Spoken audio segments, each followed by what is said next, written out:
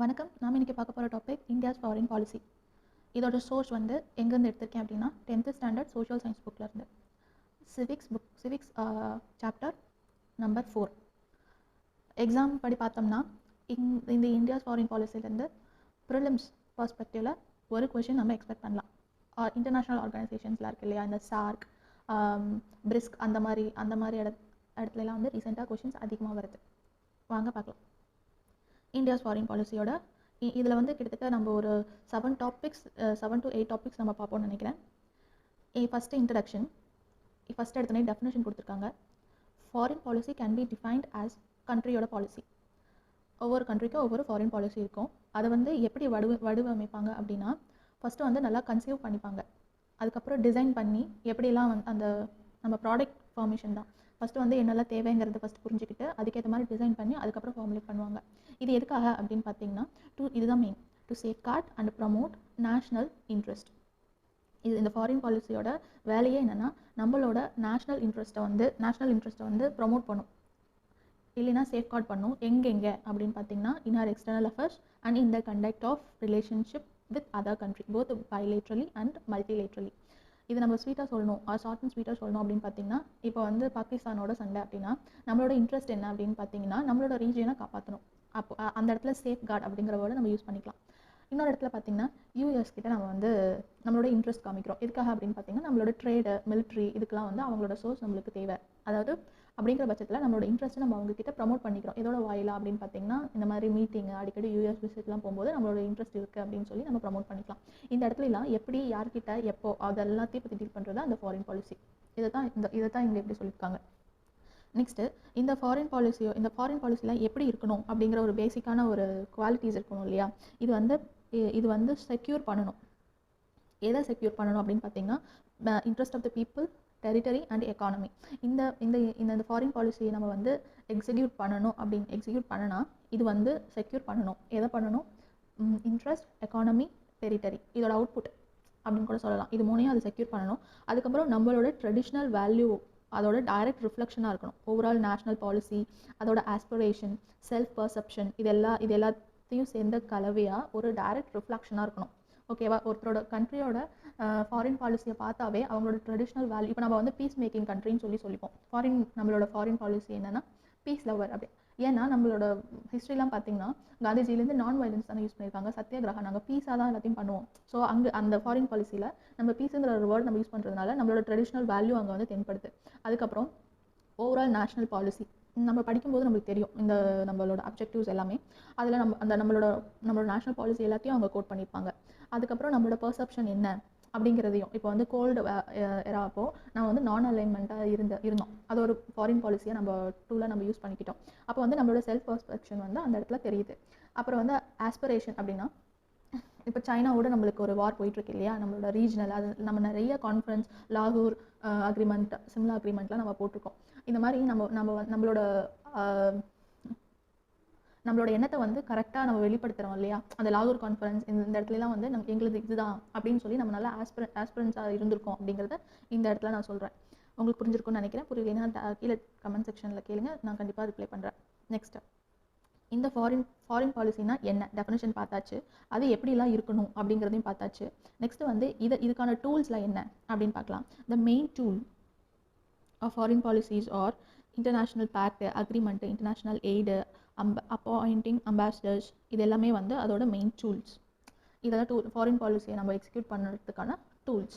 Next பார்த்திங்கன்னா, இந்த foreign policy அதை வந்து எக்ஸிக்யூஷன் பண்ணுறாங்க இல்லையா, அந்த எக்ஸிக்யூஷனுக்கு யார் ரெஸ்பான்சிபிள், யார் அத்தாரிட்டி அப்படின்னு பார்த்தீங்கன்னா, மினிஸ்ட்ரி ஆஃப் எக்ஸ்டர்னல் அஃபேர்ஸ், இல்லைன்னா ஃபாரின் மினிஸ்ட்ரின்னு கூட சொல்லலாம். இவங்க தான் அந்த ஃபாரின் பாலிசி கண்டக்ட் பண்ணுறதுக்கு வந்து ரெஸ்பான்சிபிலிட்டி இவங்ககிட்ட தான் இருக்குது. அதுக்கப்புறம் இது ரொம்ப ப்ரிலிம்ஸ் ஃபேக்டில் ரொம்ப இம்பார்ட்டண்ட். இது பார்த்திங்கன்னா, த foreign service training institution new டெல்லியில் இருக்குது. It was established in 1986. It provide training for officers of Indian Foreign Service. ஓகேவா? நியூ டெல்லியில் இருக்குது. 1986 வந்து இது வந்து எஸ்டாப்ளிஷ் பண்ணியிருக்காங்க. இதோட பர்பஸ் என்னென்னா training for IFS officers. Okay. Next இந்த ஃபாரின் பாலிசியை வந்து அடாப்ட் பண்ணுறது, லைக் இங்கே பாருங்கள், lays down which article lays down directive principles of India's foreign policy. எந்த ஆர்டிக்கல் வந்து இந்த ஃபாரின் பாலிசியை வந்து சொல்லுது அப்படின்னு பார்த்தீங்கன்னா ஆர்டிக்கல் நம்பர் 51. ரொம்ப ரொம்ப இம்பார்ட்டண்ட். இதில் என்ன சொல்கிறாங்க அப்படின்னா promote international peace and security. இதுதான் மெயின், இதுதான் ultimate aim of foreign policy. அதுதான் ஃபஸ்ட் பாயிண்டாக கொடுத்துருக்காங்க. அதுக்கப்புறம் maintain just and honourable relations between this nation. ரிலேஷன்ஷிப்பை கரெக்டாக மெயின்டைன் பண்ணணும், அதாவது உண்மையாக ஹானரபுளாக அப்படி மெயின்டைன் பண்ணணும். Foster respect for international organisation and international law. Encourage settlement of international dispute by arbitration.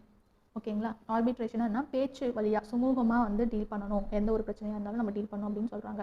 So இந்த 4 பாயிண்ட்டும் வெரி வெரி இம்பார்ட்டண்ட். எப்போவுமே கண்ணை மூடிட்டு இந்த வார்த்தையை அப்படியே வந்து நம்ம வந்து சொல்லணும்.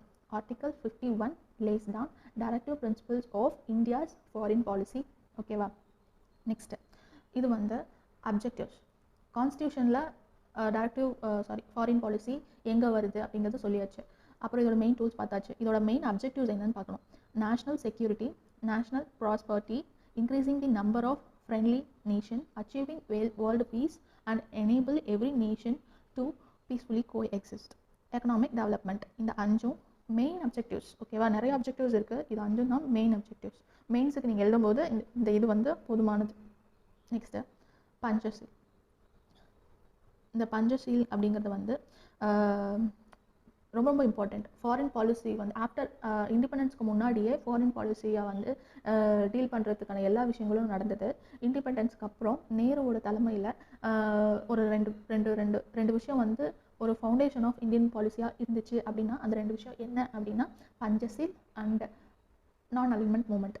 ஓகேவா. After independence these two were the foundation of India foreign policy. இந்த வேர்டை வந்து எங்கேருந்து டிரைவ் பண்ணியிருக்காங்கன்னா சான்ஸ்கிரிட்லேருந்து. பாஞ்ச் அப்படின்னா 5, ஷீல்னா வர்ச்சியூ. இதை வந்து இங்கிலீஷில் என்ன சொல்லுவாங்கன்னா 5 பிரின்சிபிள்ஸ் ஆஃப் பீஸ்ஃபுல் கோஎக்ஸிஸ்டன்ஸ், இது இங்கிலீஷில். ஸோ இது வந்து ஒரு அக்ரிமெண்ட். யாருக்குன்னு பார்த்தீங்கன்னா இந்தியாவுக்கும் சைனாவுக்கும். ஓகேவா. அந்த கையெழுத்து போட்டோம், அதில் வந்து அக்ரிமெண்ட் பண்ணியிருப்பாங்க இல்லையா, அது யாருன்னா இந்த இந்தியாவோட தலைமையில், இந்தியாவோட சைட்லேருந்து prime minister Jawaharlal Nehru and சைனாவிலேருந்து சோன்லை, இவங்க 2 பேரும் சேர்ந்து தான் இதை 2ஐயும் அக்ரிமெண்ட் பண்ணியிருக்காங்க. Date 28 April 1954. இந்த டேட்லாம் வந்து மாறும், சில இடத்துலலாம் 29 கொடுத்துருப்பாங்க. ஸோ நம்ம as per TNPSC record school book தான் வந்து கீ, அதனால் நம்ம வந்து அதுவும் நியூ புக்ஸ் தான் வந்து கீ. ஸோ இது ரொம்ப ரொம்ப இம்பார்ட்டண்ட். ஓகேவா. இது யார் இது பஞ்சசீல்னா ஃபஸ்ட்டு என்ன அப்படின்னா ஒரு பீஸ் அக்ரிமெண்ட். யாருக்கு அப்படின்னு பார்த்தீங்கன்னா இந்தியாவுக்கும் சைனாவுக்கும். எப்போ சைன் பண்ணாங்க அப்படின்னு பார்த்தீங்கன்னா 28 ஏப்ரல் 1954. ஓகேவா. இந்த பஞ்சசீல் வந்து எதை பேஸ் பண்ணியிருக்கு, இங்கே இதில் என்னென்ன 5 பிரின்சிபல் வந்து கோட் பண்ணியிருக்காங்க அப்படின்னு பார்த்தீங்கன்னா இதுவும் ரொம்ப ரொம்ப இம்பார்ட்டண்ட். இந்த பஞ்சசீல் அப்படிங்கிற ஒரு வேர்டு வந்தாவே நீங்கள் 5 பிரின்சிபலையும் அப்படியே எழுதணும். ஃபஸ்ட்டு இதோட கீனா ஃபஸ்ட்டு நாளும் மியூச்சுவல் டீல் பண்ணும். லாஸ்ட் ஒன் வந்து பீஸ்ஃபுல் எக்ஸிஸ்டன்ஸ். அந்த வேர்ட்லேயே அந்த ஹெட்டிங்லேயே இருக்கும் 5 பிரின்சிபல் ஆஃப் பீஸ்ஃபுல் கோஎக்ஸிஸ்டன்ஸ் இருக்கும் இல்லையா, அந்த பீஸ்ஃபுல் கோஎக்ஸிஸ்டன்ட்டே ஒரு பிரின்சிபல் தான். மித்த நாளும் மியூச்சுவல்னு வரும். ஃபார் எக்ஸாம்பிள் இப்போ நம்ம பார்க்கலாம். First one mutual respect for each others territorial integrity and sovereignty, mutual non-aggression, mutual non-interference, equality and cooperation for mutual benefit. ஓகேவா. ஃபஸ்ட்டு நாளும் மியூச்சுவல், லாஸ்ட் ஒன் வந்து பீஸ்ஃபுல் எக்ஸிஸ்டன்ஸ். ஸோ 5 ஈஸியாக ஞாபகம் வச்சுக்கலாம்.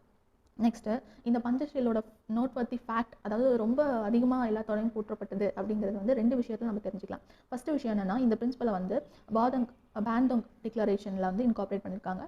இந்த டிக்ளரேஷன் வந்து எங்கே சைன் ஆச்சுன்னு பார்த்தீங்கன்னா Afro Asian conference held in 1955 in Indonesia. ஓகேவா. இந்த இடத்துல இந்த ஒரு பிரின்சிபல் வந்து ஃபார்ம் பண்ணுவாங்க. அந்த ஒரு டிக்ளரேஷன் வந்து இந்தோனேஷியாவில் வந்து லைக் எடுத்து வைப்பாங்க. அந்த டிக்ளரேஷனில் இந்த பஞ்சசீல் டிக்ளரேஷன் பிரின்சிபலும் அதில் இன்க்ளூடட். ஓகேவா. அந்த இந்தோனேஷியாவில் நடக்கிறது இந்தியா சைனாவுக்குள்ளே நடக்கிற ஒரு விஷயத்த இந்தோனேஷியாவில் நடக்கிற கான்ஃபரன்ஸில் எதிரொலிச்சிருக்கு. இன்னொன்று யூஎன்ஓலையும் இது இருக்குது, UN resolution for peaceful existence. அதுலேயும் இந்த பஞ்சசீலோட பிரின்சிபலும் சேர்த்துருக்காங்க. அது எப்போ நடந்ததுன்னு பார்த்தீங்கன்னா 1957. இது வந்து 1955. ஓகேவா. பஞ்சசீல் சைன் ஆனது வந்து 1954. இந்த டிக்ளரேஷனில் ஆட் பண்ணது வந்து 1955. யூஎன் பீஸ் ரெசல்யூஷனில் கொண்டு வந்தது வந்து 1957. ஓகேவா. பேசிக் டிட்டர்மெண்ட் ஆஃப் ஃபாரின் பாலிசி. ஒரு எப்படி சொல்கிறது, ஃபாரின் பாலிசியை வந்து எதெல்லாம் தீர்மானிக்கும் அப்படிங்கிறதுன்னு பார்த்தீங்கன்னா கண்ட்ரியோட ஜாக்ரஃபிக்கல் பொசிஷன். நம்ம கண்ட்ரியில் பார்த்தீங்கன்னா ஒரு பெனின்சுலர் கண்ட்ரி அப்படின்னு சொல்லலாம். இதுவே பூட்டான் பார்த்தீங்கன்னா லேண்ட்லாக்டு கண்ட்ரி. அவங்களோட ஃபாரின் பாலிசி வந்து அதுக்கேற்ற மாதிரி இருக்கும். ஓகேவா. நீங்கள் அவங்களோட ஃபாரின் பாலிசிக்கு நெட்டில் சர்ச் பண்ணி பாருங்கள், அதுவே தெரிஞ்சிடும். ஸோ இந்த மாதிரி வேரி ஆகிறது. நம்ம கண்ட்ரியில் பொறுத்த வரைக்கும் இதை வச்சு தான் வந்து நம்மளோட ஃபாரின் பாலிசியை வந்து ஃபார்முலேட் பண்ணியிருக்காங்க.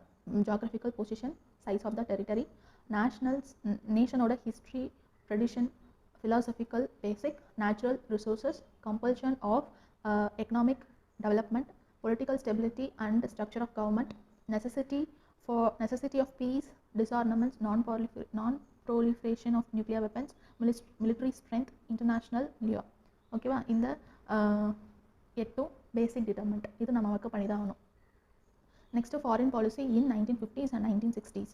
இந்த 1950s and 1960s பார்த்தீங்கன்னா கோல்டு வார் எரா. ஓகேவா? இந்த கோல்டு வார் ஏராவில் வந்துட்டு நம்ம நிறையா விஷயம் நடந்திருக்கு. இங்கே என்ன சொல்லியிருக்காங்கன்னு பார்த்தீங்கன்னா, இந்த ஃபாரின் பாலிசி வந்து ரொம்ப ஐடியலிஸ்டிக் ஃபேஸாக இருந்துச்சு. யாரோட கைடன்ஸ்லன்னு பார்த்தீங்கன்னா நேருவோட கைடன்ஸில் ரொம்ப ஐடியலிஸ்டிக் ஃபேஸாக இருந்துச்சு. First point. நெக்ஸ்ட் வந்து இப்போ தான் வந்து இந்த பிரிட்டிஷ் கிட்ட இருந்து இண்டிபெண்டன்ஸ் வாங்கி ரொம்ப டிஃபிகல்ட்டான சுச்சுவேஷனில் இருந்திருக்கு. ரொம்ப எக்ஸ்ப்ளாய்டேஷன் பண்ணி டிஃபிகல்ட்டான சுச்சுவேஷனில் இருந்திருக்கு. இந்த டைமில் ரொம்ப அந்த இமீடியட் ப்ராப்ளம் லைக் பாவர்ட்டி அந்த மாதிரி பிரச்சனையெல்லாம் டீல் பண்ணணும்.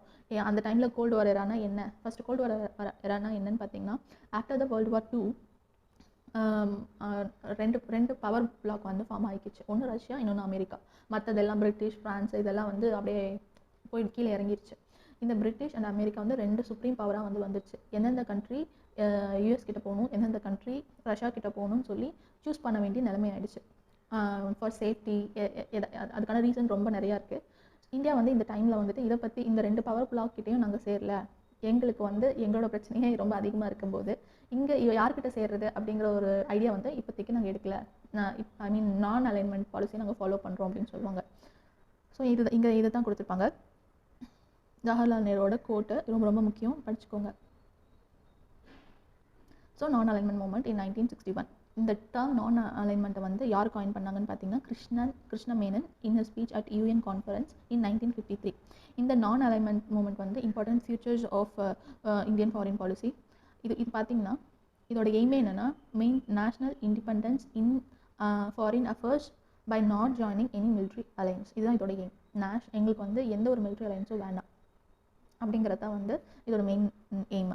இதோட ஃபார்மேஷன் என்னன்னு பார்த்தீங்கன்னா, லைக் இதோட மெம்பர்ஸ் வந்து கரண்ட்லி 120 கண்ட்ரீஸ், 17 ஸ்டேட்ஸ் வந்து அப்சர்வராக இருக்காங்க, 10 இன்டர்நேஷ்னல் ஆர்கனைசேஷன் வந்து இதில் இருக்குது. இது வந்து சக்ஸஸ்ஃபுல்லாக வந்து இது வந்து பொலிட்டிக்கலாக ஃபார்ம் ஆனது வந்து இப்போ எக்கனாமிக்கல் மூமெண்ட்டாக சேஞ்ச் ஆயிருக்கு. ஓகேவா? Founding fathers of this one யாருன்னு பார்த்தீங்கன்னா, Jawaharlal Nehru, Tito of Yugoslavia, Nasser of Egypt, Sukarno of Indonesia, Kwame குமாரா of Ghana are the founding members of NAM. இது ரொம்ப ரொம்ப முக்கியம். இது மக்கப் பண்ணி தான் ஆகணும். Founding members. ஓகேவா? நாம் வந்து எப்போ ஃபார்ம் ஆச்சு? 1961. இதோட ஃபவுண்டிங் ஃபாதர்ஸ் வந்து 5 பேர். அப்புறம் வந்து இதோட கண்ட்ரீஸில் இருக்கிற எய்ம் என்ன, அப்புறம் இந்த வேர்டை யார் காயின் பண்ணால், நெக்ஸ்ட் வந்து இதோட மெம்பர் கண்ட்ரீஸ்லாம் யார். ஸோ நெக்ஸ்ட் ஒன் இந்த இடத்துல நான் இப்போ சொன்ன கதை தான். இந்த கோல்டு வார் ஏரா அப்போது இந்தியா வந்து லைக் அட் த எண்ட் கடைசியாக வர என்ன ஆயிடுச்சுன்னு பார்த்தீங்கன்னா, இந்த நான் அலைன்மெண்ட் பாலிசி வந்து இந்தியா வந்து தடுக்கலை. ஏன்னா இது ரஷ்யாவோட 20 இயர்ஸ் பேக்ட் வந்து போட்டுருச்சு, இண்டோ சோவியத் ட்ரீட்டி.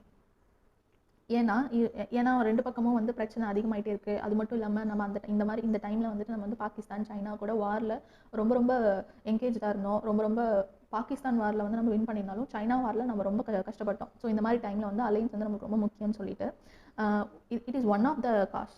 பியூராக இதுக்கு தான் ரஷ்யாவோட கூட்டணி வச்சுக்கிட்டோம் அப்படின்ட்டுலாம் இல்லை. இது ஒன் ஆஃப் த காஸ். அதனால் இண்டோ சோவியத் ட்ரீட்டி ஆஃப் 1971 வந்து சைன் ஆச்சு. இது மட்டும் இல்லாமல் நம்ம வந்து பீஸ் லவ்விங் கண்ட்ரின்னு சொல்லிட்டு நம்ம வந்து நியூக்ளியர் இதுவும் பண்ணியிருக்கோம். இது எதுக்காகன்னு பார்த்தீங்கன்னா, ஃபார் ஸ்ட்ராட்டஜிக் பர்பஸ். இதோட நியூக்ளியர் டெஸ்ட்டுக்கான ரீசன் அண்ட் தீம் வந்து நம்ம கடைசியாக பார்ப்போம். இங்கே என்ன சொல்லியிருக்காங்கன்னா, 1974 போக்ரான் அப்படிங்கிற இடத்துல வந்துட்டு ஃபர்ஸ்ட் நியூக்ளியர் டெஸ்ட் பண்ணியிருக்கோம். எதுக்காகன்னு பார்த்தீங்கன்னா, 10 வருஷத்துக்கு முன்னாடி, அதாவது 1964 சைனா வந்து நியூக்ளியர் டெஸ்ட் பண்ணியிருக்கோம் அட் லோக்னார். ஸோ அதுக்கு கவுண்டர் ஆக்ட் கொடுக்க தான் நம்ம வந்து இந்த நியூக்ளியர் டெஸ்ட் பண்ணியிருக்கோம் under the project called subterranean nuclear explosion project. ஓகேவா? இதுலேருந்து நம்ம என்ன தெரிஞ்சுக்குது? இப்போ வந்து பார்த்தோம் இல்லையா, கோல்டு வார் ஏராவில் நாங்கள் யார்கிட்டையும் சேரல. அதுவே at the end of cold war ஏராவில் வந்து நம்ம சைனா எதிர்த்துட்டு நம்ம வந்து ரஷ்யா கூட ஜாயின் பண்ணிக்கிட்டோம். இதனால நம்ம ஃபாரின் பாலிசியை வந்து சேஞ்ச் ஆகிக்கிட்டே இருக்கு இல்லையா? இது எதனாலன்னு பார்த்தீங்கன்னா, changing global condition determines the foreign policy. Yet our foreign policy was based on certain well-defined principle like நம்ம மென்ஷன் பண்ணது தான் ப்ரமோட் வேர்ல்டு பீஸ் அந்த மாதிரிலாம் இருக்குது. எட் இருந்தாலும் குளோபல் கண்டிஷனுக்கு சேஞ்ச் ஆகிற மாதிரி நம்மளோட ஃபாரின் பாலிசியும் சேஞ்ச் ஆகும். ஓகேங்களா. நெக்ஸ்ட் இது ஏன் அப்படின்னு பார்த்தீங்கன்னா அட் த டைம் இதோட ரீசனிங் தான் நான் இப்போ சொன்ன நம்ம இண்டிபெண்டன்ட் கிடைச்சப்போ நம்மளோட சோஷியல் எக்கனாமிக் கண்டிஷன் வந்து ரொம்ப வந்து கயாட்டிக்காக இருந்தது. அதனால தான் நம்ம இந்த மாதிரி வெளியே ஃபாரின் அஃபேர்ஸ்லாம் நம்ம வந்து தலையேற்ற பங்கு வந்து கம்மியாக இருந்தது.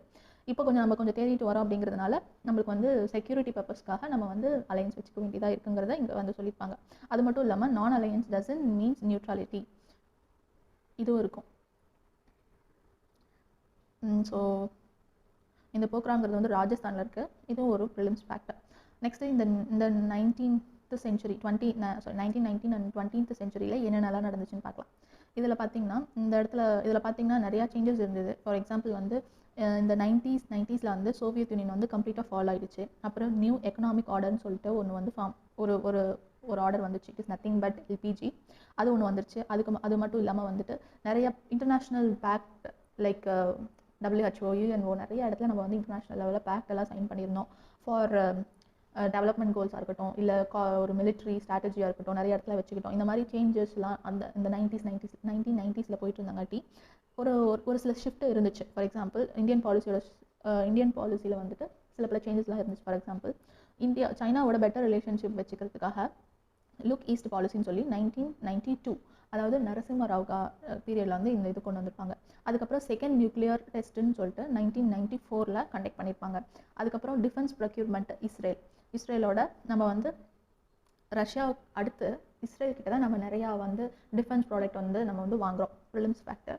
நெக்ஸ்ட் வந்து பார்த்திங்கன்னா அரப் அண்ட் ஈரான் கண்ட்ரியோட எனர்ஜி டிப்ளமசி நம்ம வச்சுருக்கோம். ஆயில், பெட்ரோலியம் இது எல்லாமே அவங்க கிட்ட இருந்து தான் நம்ம வச்சுருக்கோம். அப்புறம் வந்து நியூக்ளியர் யூஎஸோட நியூக்ளியர் மிசைல் டிஃபென்ஸ் ப்ரோக்ராம் வந்து சைன் பண்ணியிருப்போம். இது வந்து மன்மோகன் சிங் பீரியட் ஜூலை 2005 இது வந்து சைன் ஆகிருக்கும். இண்டோ யூஎஸ் சிவில் நியூக்ளியர் ப்ரோக்ராம்னு சொல்லிட்டு இது வந்து எதுக்குன்னா இந்த நியூக்ளியர் சயின்ஸை வந்து அதில் வர சயின்ஸ் டெக்னாலஜி அட்வான்ஸ்மெண்ட் ஏஐ இதெல்லாம் வந்து ரெண்டு கண்ட்ரியும் வந்து எக்ஸ்சேஞ்ச் பண்ணி நல்ல விதமாக யூஸ் பண்ணணும் அப்படிங்கிறதுக்காக இந்த இதை யூஸ் பண்ணியிருப்பாங்க.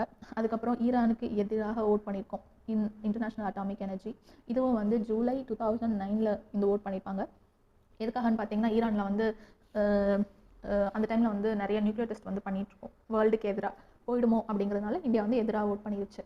நெக்ஸ்ட் வந்து 21st century என்னென்ன நடந்திருக்குன்னு பார்க்கலாம். 21st century பார்த்தீங்கன்னா இந்தியாவோட ஃபுல்லான மைண்ட் தாட் எதுன்னு இருந்ததுன்னா டொமஸ்டிக் ட்ரான்ஸ்ஃபர்மேஷன் ஆஃப் இந்தியா தான் இருந்துச்சு இந்த 21st century. ஸோ இந்த டொமஸ்டிக் ட்ரான்ஸ்ஃபர்மேஷன் இந்தியா வந்து அவங்களோட மெயின் எய்மாக இருக்கும்போது நிறைய விஷயங்கள் பண்ணாங்க. ஃபார் எக்ஸாம்பிள் வந்து இன்டர்நேஷ்னல் பார்ட்னர்ஷிப் வச்சுக்கிட்டாங்க. அது மட்டும் இல்லாமல் நிறைய இடத்துல வந்து அவங்க வந்து குரூப் மெம்பர்ஷிப் பண்ணாங்க. For example group G20, IBSA, brisk இந்த இடத்துலலாம் வந்து அவங்க வந்து மெம்பர் கண்ட்ரியாக இருந்தாங்க.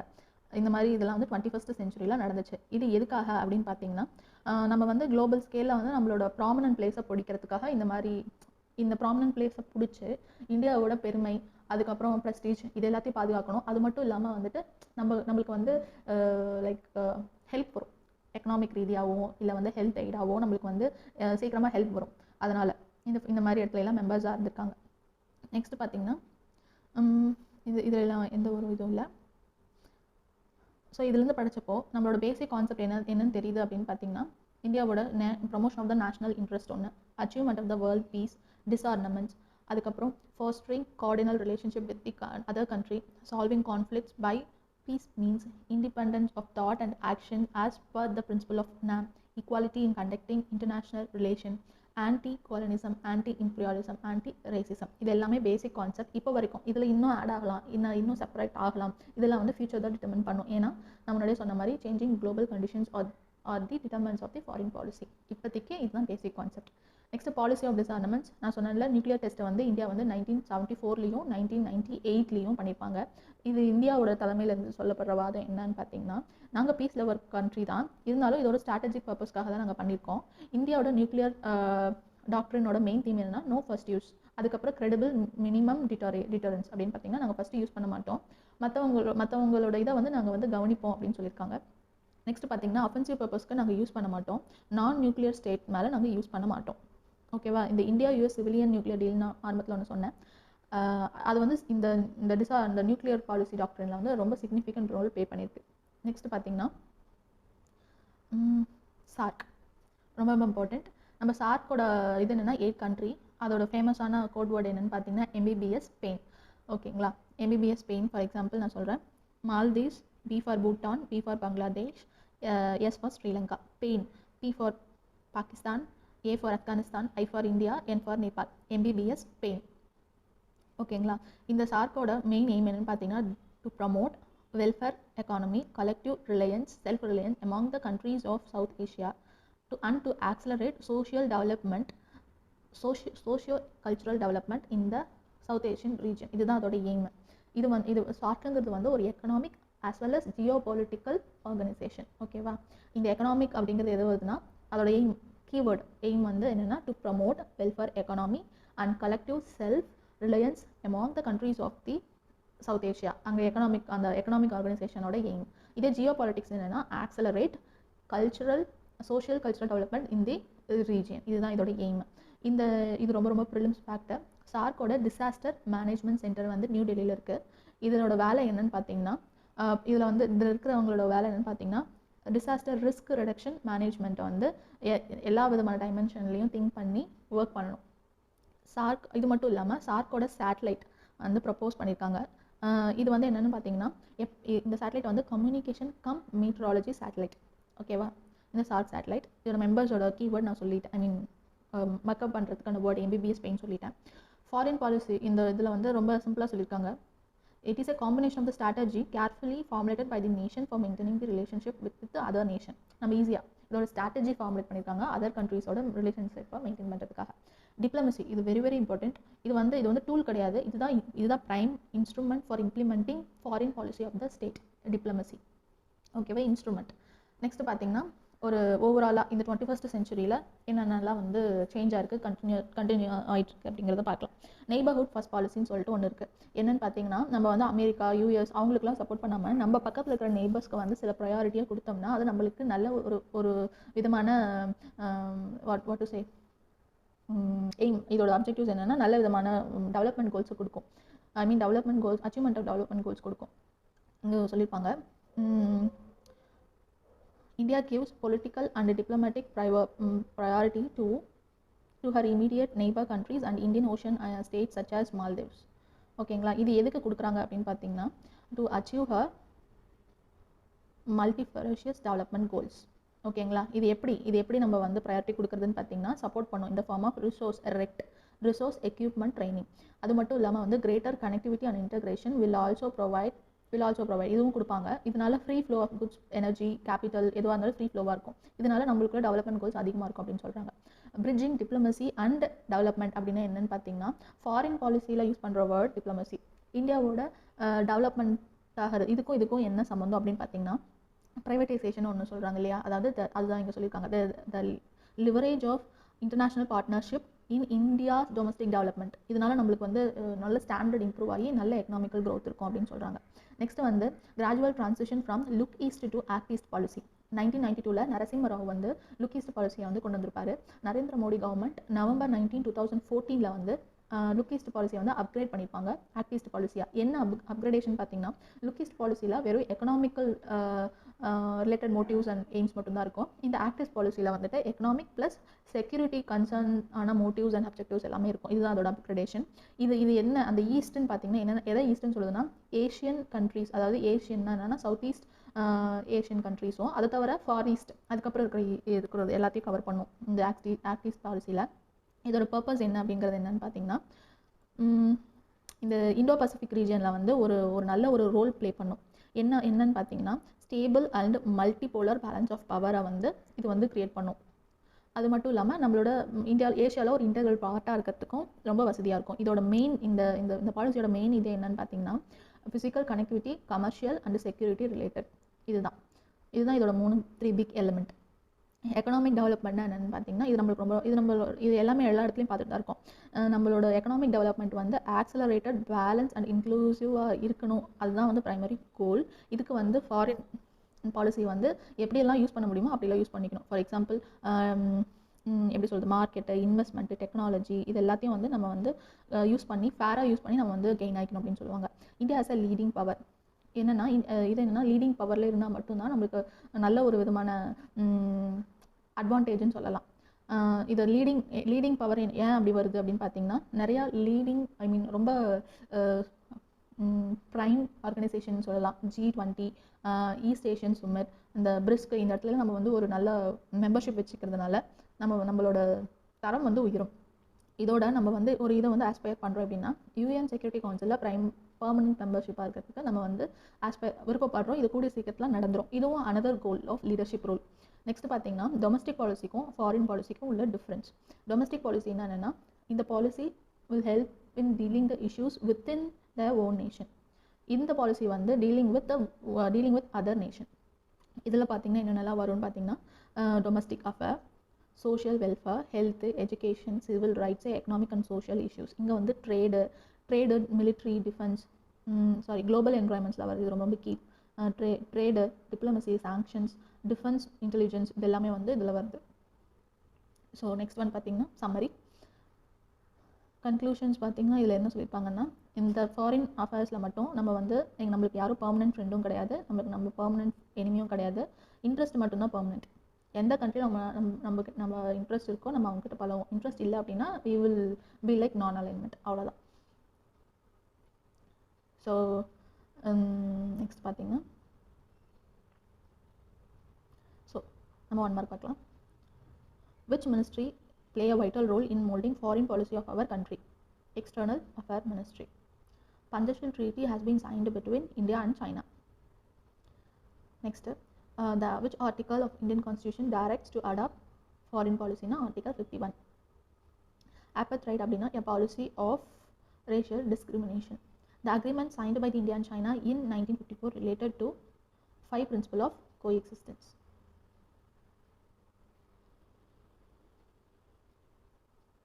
நெக்ஸ்ட் பார்த்தீங்கன்னா, which is not related to our foreign policy அப்படின்னு பார்த்தீங்கன்னா, நாட் ரிலேட்டட் டு அப்படின்னு பார்த்தீங்கன்னா இதுதான், ஆன்டி காலனிசம். ஓகேங்களா. நெக்ஸ்ட் பார்த்தீங்கன்னா, thus is not a founding member of the NAM அப்படின்னு பார்த்தீங்கன்னா Pakistan. Find the odd one. Diplomacy மட்டும்தான் ஃபாரின் பாலிசிக்கில் வரும், இது எல்லாமே டொமஸ்டிக் பாலிசிக்கில் வரும். Non alliance means being neutral, freedom to decide on issues independently, demilitarization அப்படின்னு பார்த்தீங்கன்னா freedom to decide issues independently. Non-military issues பார்த்தீங்கன்னா energy, security, water, all the above. இது எல்லாமே வந்து non-military issues. India conducts it first. அந்த 10th ஒன்னுக்கான answer வந்து எனக்கு ஷுவராக தெரியல. யாராவது உங்களுக்கு தெரிஞ்சதுன்னா கீழே கமெண்ட் செக்ஷனில் ஆன்சர் பண்ணுங்க. India conducts its first nuclear test at Pokhran in 1974. At present, our foreign policy acts as a means to generate economic income for domestic growth and development. DAS is an instrument for implementing foreign state abina diplomacy. DAS was the policy, non-alignment was the policy, India's policy in the face of bipolar order of the in the Cold War. Our traditional and national echoes is to practice எப்படி சொல்கிறது, பீஸ்ன்னு தான் சொல்லுவாங்க. Next வந்து chronological order. பஞ்ச்ஷீல் வந்து 1954, சைனாவோட nuclear test வந்து 1964, 20 years party வந்து 1971, first nuclear test வந்து 1974. ஸோ இது ரெண்டும் 74. ஆன்சர் வந்து B. NAM not about NAM அப்படின்னு சொல்லியிருக்காங்க. கிருஷ்ண மேனன் தான் காயின் பண்ணது. இதோட எய்ம் வந்து national independence in foreign affairs by not joining the military affairs. Second one, and it has 120 countries. It has transformed into, okay, 2 only not correct. Write the true or false against each of the statement. During Cold War, India tried to form third block of the nation in the international affairs. True. Ministry of Home Affairs is responsible for conducting countries' foreign affairs. False, because it is external affairs. Nuclear test on Pokhran was done under subterranean nuclear explosion project. Correct. True. India aligned with Soviet Union by the Indo-Soviet Treaty on 1971. It began with the disaster of Indo-China War. அப்படின்னு பார்த்தீங்கன்னா கிடையாது. B answer. India has a formal diplomatic relationship with the most of the country. True. India is the second most populous. அப்படின்னு பார்த்தீங்கன்னா false. Fifth ஒன்னுக்கும் வந்து answer தெரிஞ்சதுன்னா கீழே இந்த comment செக்ஷனில் ஆன்சர் பண்ணுங்கள். So avoidance of military blocks with necessity for India after political freedom, because India has to freedom from acute poverty, illiteracy, all the above. இது எல்லா பிரச்சனையிலேருந்து வெளியே வரதுக்கு தான் பார்த்துச்சு.